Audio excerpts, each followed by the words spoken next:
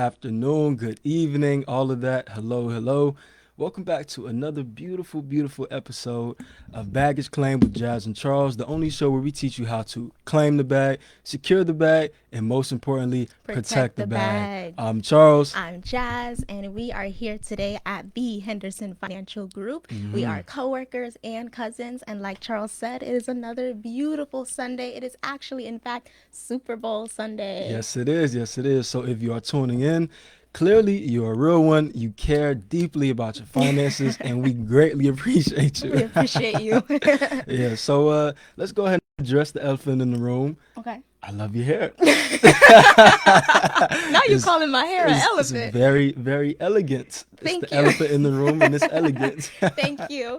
I So, wanted to switch it up a little bit. yeah, what was the inspiration? You know what? It is our 10th show, Charles. Mm-hmm. It wasn't about the show, but I'm going with it. It's Yeah. our 10th show. We've been Mm-hmm. doing baggage claim for 10 weeks now. 10 That's weeks. beautiful. Oh, man. So you came special, got the hair, the earrings. Yes. We love it. Thank you. And when you said we're going to address the elephant in the room, I don't know why I thought you were talking about the stock market in the past week or so. We might as well. AMC GameStop, that's been a big one. Yes, that has been a big one. It's been beyond a big one. It's been like an earth shaker that Mm-hmm. kind of shook the table a little bit. Absolutely. Everybody's talking about it. My mom, she actually asked me about it. She's seen it on, CNN, whatever it is, Fox News. I think it's NBC. And she was like, GameStop, AMC, there's so much happening.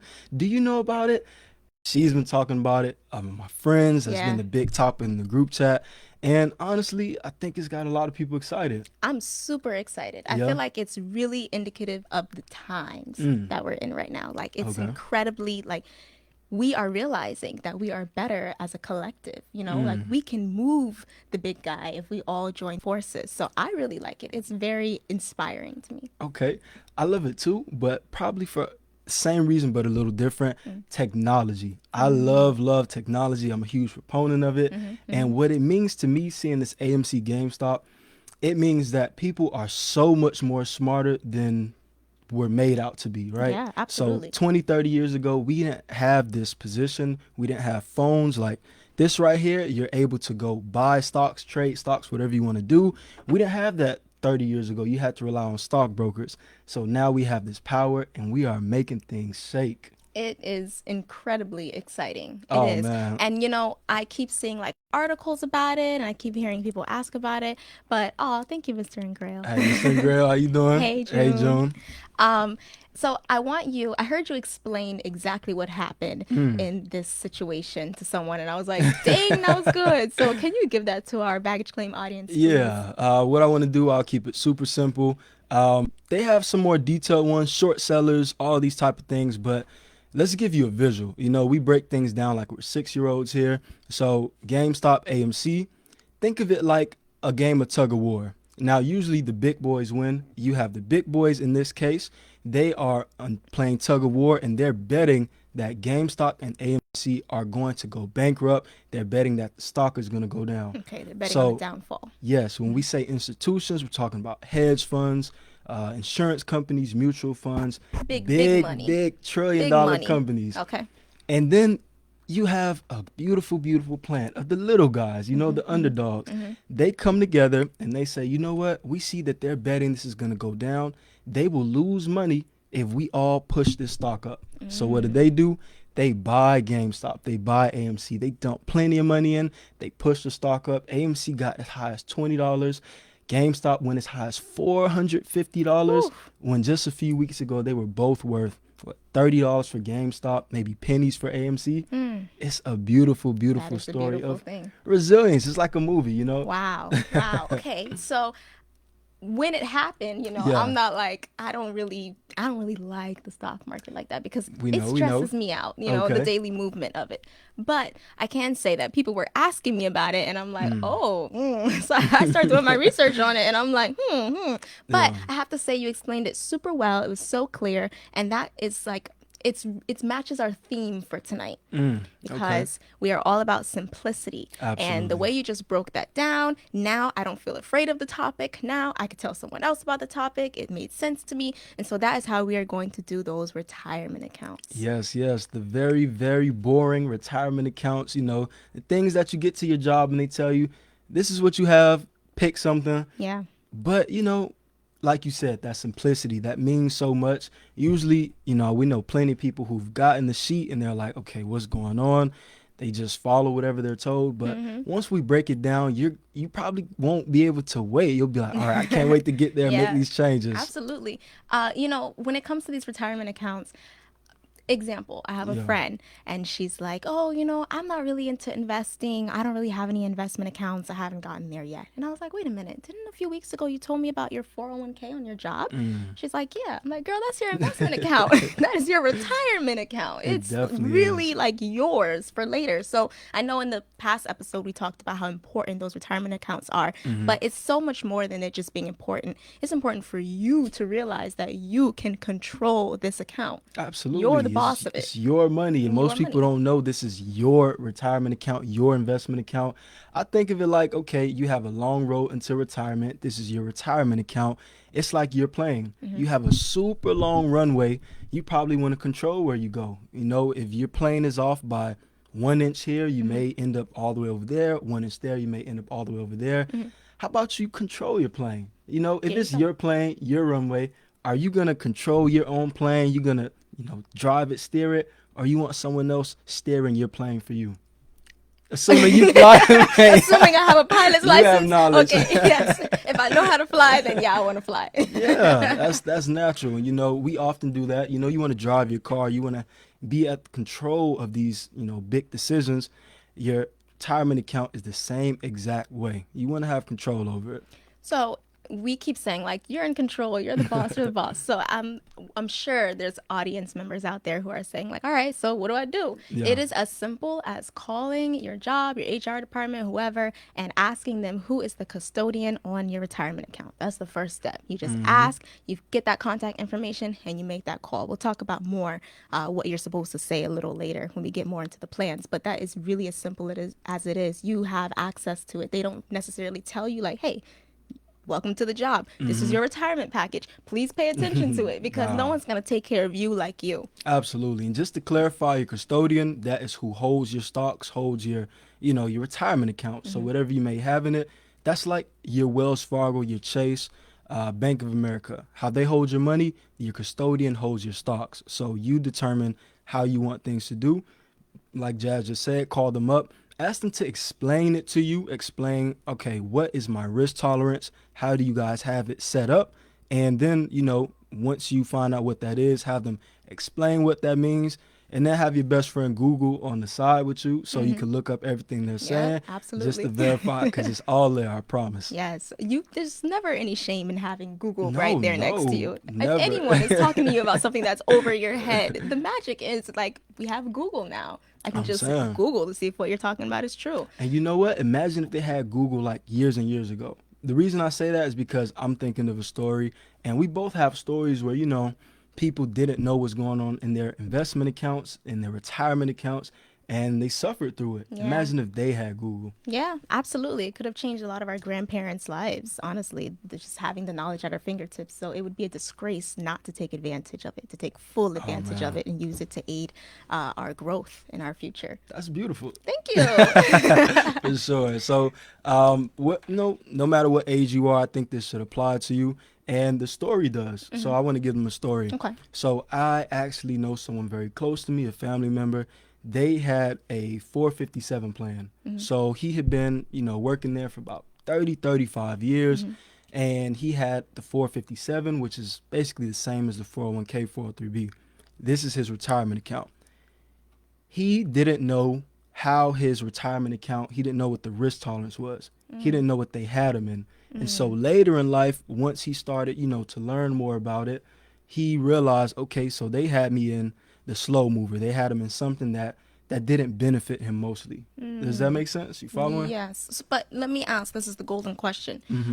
What he was in, was it cheaper? Is that the reason why he was in the slow fund or? No. So when you're younger, you want to be in the more aggressive funds because just like the plane example, you have a longer runway. So you can suffer through the ups and downs of the stock market. There's time to recover. They had him in the boring one. So they had him in what's called the G fund. That's, invested in treasury bonds, like government bonds.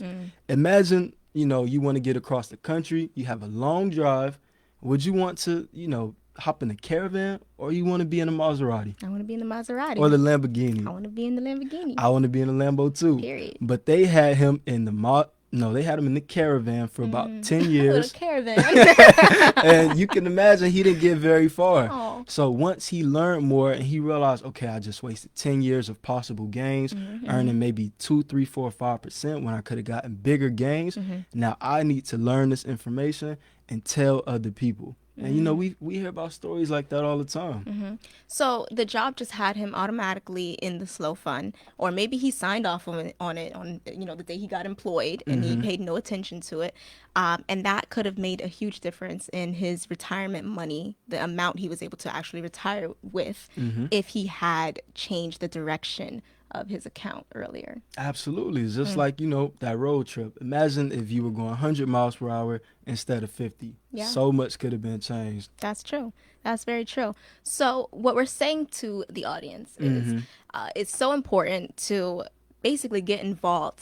Call that job, call your custodian, and find out what kind of risk tolerance they have you under. Do they have you categorized as someone who wants to be safe and slow? Do they have you categorized as someone who wants to, be kind of aggressive? Do you want to be an aggressive investor when you're young and then you can switch it later?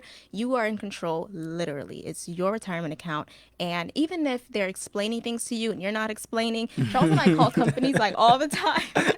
And you have to just talk to them. They're people on the other line, and literally tell them, I don't understand. Can you break it down to me? Can you help me understand? And it's their job. They will. Absolutely. And let them know, break it down like a 6-year-old. Yeah. They'll know you called from us. Yeah. But in all seriousness, there was a time that they didn't know this information. We didn't know this information. So I think they can relate to that. If you just call them, say, hey, I really want to make sure I'm doing this correctly. Can you walk me through it? Of course, have Google on your side. And then, it should work for you. And, something you mentioned, the risk tolerance. Not every situation is the same, but generally, the younger you are, the more aggressive you want to be. I really want to hammer that home because my family member, they lost out on a lot of potential gains being in that slow, safe mover. When you're younger and you're not going to retire soon, you want to be in the fast movers. You want to have them in, you can't be in individual stocks, but you want to be in the aggressive mutual fund or the aggressive ETF. Get you something that's going to, move, a little fast mover. A sugar driver. Got For sure. All right. So we're talking about that example you gave was about a 457. Yeah. But today is 401ks, the 457b, and the 403b. Now, these are literally pretty much the same thing. Basically. And so if you've got like a 457 or a 403 and you are always constantly hearing like information about 401ks and you're like, not me, they told me I got a 401k. It's the same thing, and vice versa. So most of the rules are the same, except the 401k is for if you have if you are a corporate employee, and then the 457 is for those government employees, and then the 403b is for nonprofits, churches, schools, the teachers, librarians. principals, all of that. Yeah. So we are going to get into that, but before we do, I just want to get your opinion. So, if people have been following the show, they know I love the stock market. I like the ups and downs. It's fast. You don't like it as much. So someone in your situation, right, before we segue, what would you be in, and what would be your thought process behind choosing, okay, I want to be in this, I want to be in that, knowing you don't really like the ups and downs too much? Okay. So most times your job gives you options. So you can't just like pick from, whatever. But I would take a look at my choices, my options, and I would try to find the best mutual fund. Because I feel like with that mutual fund, we explained the whole concept of a mutual fund in a previous episode of Baggage Claim if you want to go back and look for it. Definitely. But basically, it's like the average of what's going on in the market. So if Okay. you have your retirement account and you're checking it, because some people check their retirement accounts all the time and the market stresses them out because of it. Sure. But if you're checking and you've got mainly mutual funds in there, and so you're keeping that average, like, on average, the market does, well, so you're good. Yeah. And it's also, if it has a moment, the market has a moment where it's like super, super up, your average is also going to go up. You get what I Absolutely. mean? So you kind of get to ride the wave of like the popping stocks, but then also be like safe and secure just in case things go bad. Yeah. So when it goes bad, it's not as bad as individual stocks would be. Exactly, because you're getting an average of multiple stocks. I think that's good advice, and Thank something you. that a lot of people could use, because I've been in a situation where I've literally watched my account drop by 1/3. I'll never forget the day, September 2nd, 2020, and I felt physical pain. I remember. You I don't want to be remember. in that situation. If that's not for you, that's okay. Get yourself in something that is good. It's still going to move. It's not going to be slow like government bonds or, even corporate bonds, but it won't be as bad. And even if you are saying like you're not ready for anything too aggressive or too much fast movement, just knowing that there is an option, like because your family member didn't even know that they were in the slow fund. So they had no idea that there was a fast fund. So even if you feel like, okay, I'm not ready for this or I'm ready for that now, just knowing that you have those options. I always say with enlightenment comes better decision making. So now you Oh, that's know. beautiful. Thank you. I say that every episode. No, but for real, like just knowing that you have options, it helps. So if you find this information helpful, that's good. If you find it so helpful that you take action from it, that's even better. Absolutely. So now we get into the meat and potatoes. I cut you off before, Oh, but the types. yeah, we'll give them the boring stuff. So this is where we get a little technical. Follow along. So we already mentioned the 401k. That's corporate employees have working at a corporation, something like that.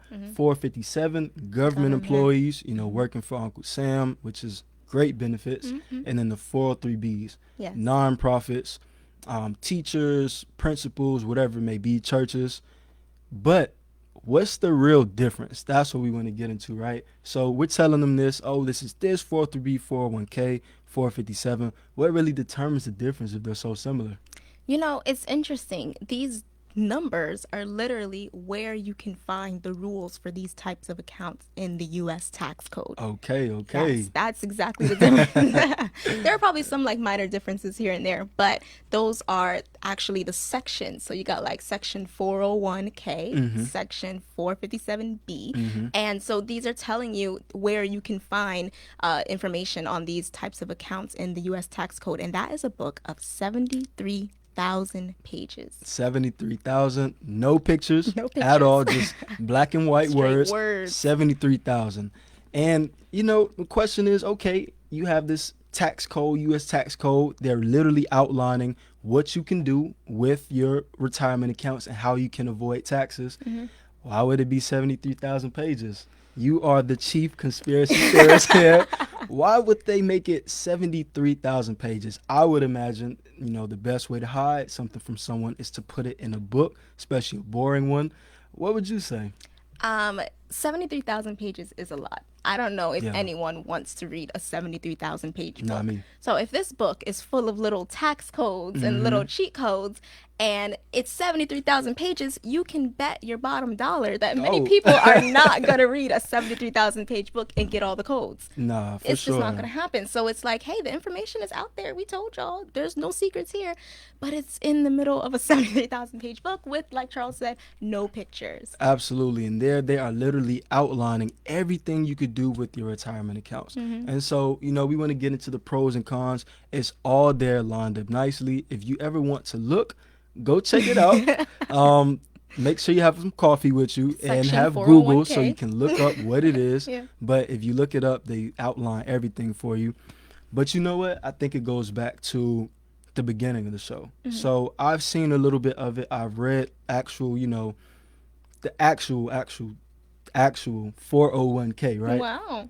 Very What boring. was that like? Very, very boring. But I'm in the industry, so luckily I can understand the words. I'm in the industry. I'm in the industry. Don't give me off topic. I'm in the industry, Yes, so you I are. can understand. But if I wasn't in the industry, I wouldn't really be able to understand Oh, it. yeah, those words. So that is the beauty They- of having someone here to break it down. That's where we Yeah. come in. Yeah, it's the language they use. They purposely want to throw you off. And like you said, you got someone here who can break it down. You can give us a call here absolutely. at 305-825-1444. Yes, that's the one.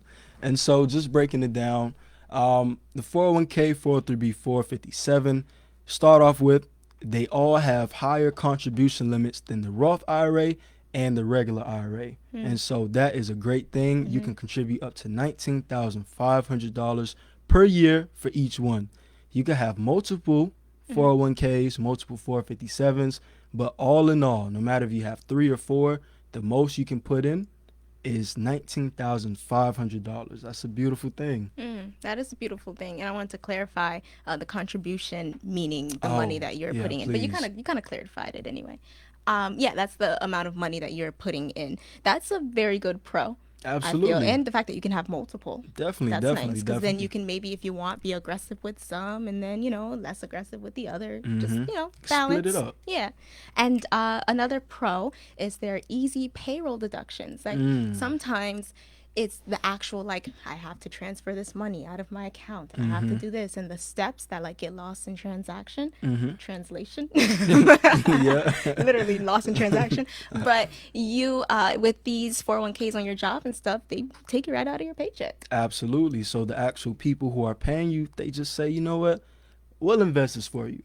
And, another thing would be the tax deductions, right? Yes, since you are paying it and they're seeing you taking it out of your paycheck, you can kind of get a tax deduction for that. That's amazing. It's going to lower that taxable income for you. And in the end, you get to keep a little bit some of your money. Yes, yes. And if you don't know, how taxable income works, we have former episodes on that as well. Yes, Don't be we afraid do. to go back and look. All the knowledge is laid out. We Don't break be it down. We break it all the way down. So those are great, pros. Another one for me would be you can take it with you. It's easy to. So you do that through a rollover. So, I'm going to try and break this one down. Feel free to jump in. Okay. So I see being able to transfer it, meaning you can move it from a 403B. If you have that, you can move it to an IRA, move it over to an annuity, 457, 401k. You can literally move your money from place to place all around as many times as you want. But it doesn't work the same for a Roth IRA. So the way that I see it, right, I see it like a fence. On this side of the fence, this is where you haven't paid taxes yet, and it is tax deductible. Okay. So you have a 401k. You get tax deductions. You get all these pros. It's perfect. I have a Roth IRA.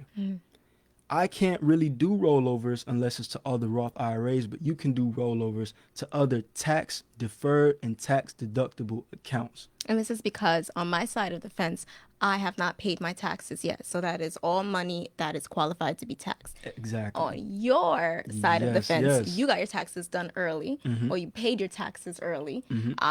And now you can't be hopping back and forth because you're in tax-free growth land. Exactly. Okay. So before you haven't paid your taxes, you could always, get that gum off your shoe, transfer over, and now you can move your money to a checking account, Roth IRA, whatever you want. But if you haven't moved over while you're still there, you could jump from this place to this place all over.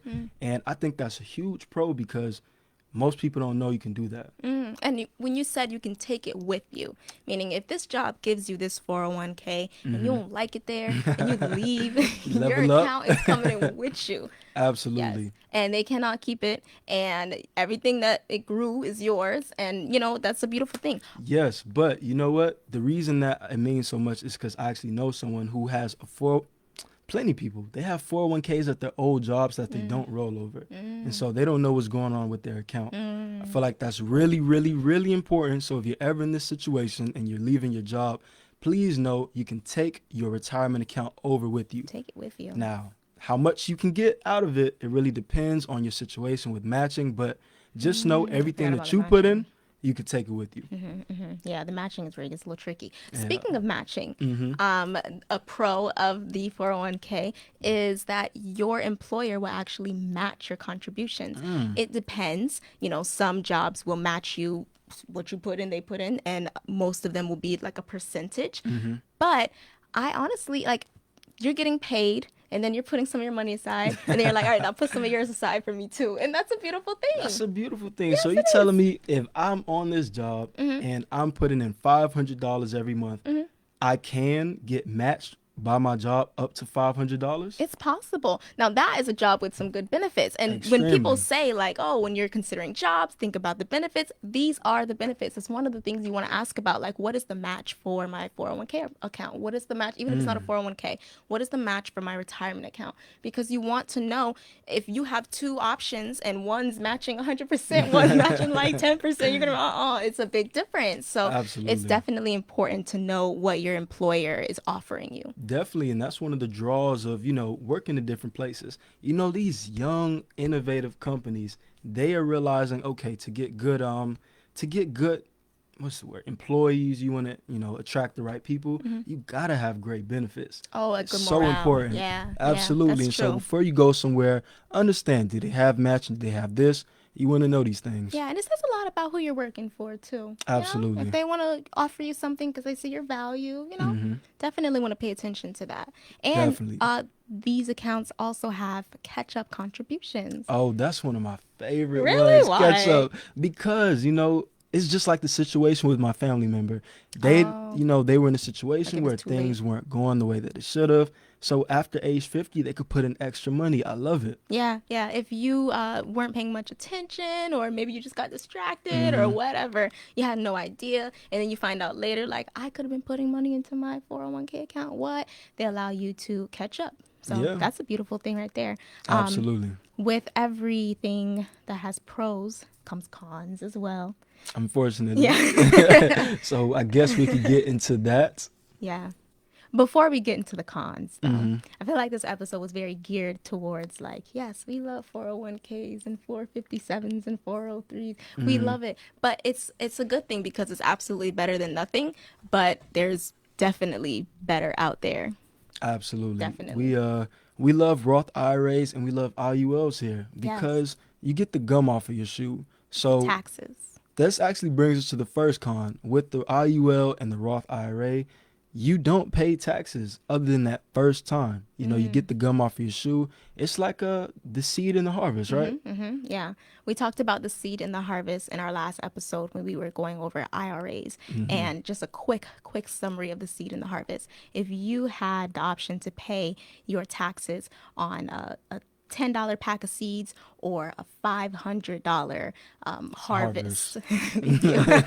Harvest. Thank you. My farmer words are a little off. I'm sorry. I'm If you here had the for you. I option, got you. thank you. If you had the option to pay for taxes on a $10 pack of seeds or a $500 harvest, you better pick that $10 pack of seeds, because if you're doing 20%, do you want to pay 20% of $10 or do you want to pay 20% of $500? It's a huge I'm difference. taking $10 every Exactly. time. Every time. And that's exactly what we're talking about right now. The difference between a lot of these accounts is really just between the Roth version of these accounts and the regular version is the taxes. Do you want to get them done early or do you want to get them done later? And what getting them done later looks like is paying taxes on your growth. So once the money has already done its thing, it's already gotten up there, now you're going to pay taxes on the larger amount. Most people actually don't know after they pass age 59 and a half, they still owe taxes on their money. Oh, Well, let me yeah. not say most, but a lot of people Yeah. don't know, okay, Because you're confusing I'm that penalty. retired, I don't have to pay taxes. Yeah, I think people get confused with the penalty. If you're under 59, it's 59 and a half, 59. 59 and a If half. you're under 59 and a half and you want to take money out, you get penalized Yeah. because it's not they just don't want you to take your retirement money yet. So you get penalized.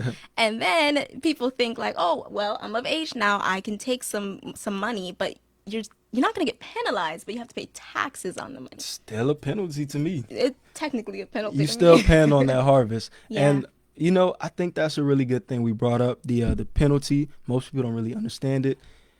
The thing behind it is most Americans, we're just bad savers. We're bad with saving. We're bad with spending. So the government feels like, okay, we got to take care of our children. Don't touch this until later or you'll be penalized. Because they feel like most people will go in and take their money out and do whatever with it, spend it. So they're like, all right, we don't want to do defined benefit plans anymore. We don't want to give you pensions. We don't want the corporations to have to take care of your retirement. We want you to do it yourself. So we're going to give you these rules and guidelines, and you're going to do it yourself. That's what these 401ks, 457, 403bs are. And They find different ways to do that. Yeah, they do. They do. They definitely do. They have the early withdrawal penalty. And then if you want to borrow money out of your, any one of these three accounts, they have rules and situations for when you can and can't do it. And you're going to pay interest on the money you borrow from your own account. Oh, that's just sad. It's sad. rough. And, what I thought you were going to say when you're like, they find a way, because they really do. If you're like, all right, y'all going to tax me if I take my money out? I'm not going to take my money out. I'm going to leave it there and let it grow. The government's like, at 72, you must take money out and you must pay taxes. They call that a RMD, required minimum distribution. So they're saying you better take this money so I can get my taxes. You thought you were going to beat the system. You did not beat the system. So there are a couple cons to sum it all up. And that's a real thing, require minimum distribution. Once you hit 72, you have to take out a certain amount of money out of your account every single year until the day you pass. It's going to happen one day for all of us, but they make sure we don't know when it's going to be for you. Let me get my money now. You can't just wait until you pass and pass along to your kids. No. We're going to tell you, you need to take at least this much. Give me my bag. Absolutely. Every single year. Give me my bag. It's rough. Yeah. And, there are better retirement accounts, like we said, and we'll be speaking more about them. We had planned for one. I'm not going to reveal in case we change our mind and switch up the order. No, we could tell them. Okay. So before we do, I did want to, provide a little, shed some light. Okay. So we talked about the Roth IRA, the IUL. The only thing I don't like with the Roth IRA, it has income limits and it has contribution limits. So what that means is you could only put in $6,000 per year into your Roth IRA. They have catch up too, so you can put as much as $7,000 per year into your Roth IRA. Well, what the government did recently is they said, you know what? We want to help people out. Oh, and they have the income limits as well. If you're over a certain amount, I think 130 something thousand, you can't have a Roth IRA. So the government, they figured, you know what? Let's give the people Roths. Let's let the, corporations, however, help the people out. So now there's a Roth 403B, a Roth 401k, and a Roth 457. That's beautiful. How great is that? That is absolutely beautiful, because all the wonderful things we spoke about Roths and all the wonderful things we spoke about the 401ks and the 457 and the 403, now you can just morph them together. Absolutely. Get all those pros on each side and hopefully eliminate some of those cons. Definitely. And there are no income limits. So you can make as much money as you want, still have a Roth, a 401k, all of them. You know the three. Yes. You can have a Roth of those. You can have a Roth for those, and you can contribute up to that $19,500. So no $6,000. If you want to max it out, you can go ahead and do that. And if you don't know how the Roth works, go ahead and watch that. The last episode, we talked about it. Because the best part about it is, like you say, getting that gum off your shoes, getting those taxes done, paying taxes on the seed. Go back so you can learn about paying taxes on the seed and instead of the harvest. Absolutely. Yes. Got anything else? Nope. But all right. I did want to tell them about the next one, just to give them a little tidbit. Are we doing solo? We're doing a solo 401k. We're going to go all into depth about that. We feel like that's the Swiss Army knife, a great option. You can have a solo 401k and a 401k and a 403B, IRA, whatever you want. Yeah. It's a beautiful thing. You'll want to tune into that one. And especially if you are a small business owner, if you are in your house packing orders and you're doing your thing, and so you don't have one of those jobs that give you a retirement account, you definitely still need a retirement account. You want to be invested in a retirement account for later. So definitely tune in for next week's solo 401k discussion. Yes, and I just noticed it's 6:34. If you are still tuning in, you are a real one. Thank you. Greatly appreciate you, but we do hope you enjoy the Super Bowl. Let's go ahead and say what's up to some people. Okay. Hi, Miss Redhead. Hey, Mrs. Redhead. We hope you're doing well. Hi. Hey, how you doing, Fab Niece? Hey, Fab Niece. Hey, Miss Ward. How you doing? Hi.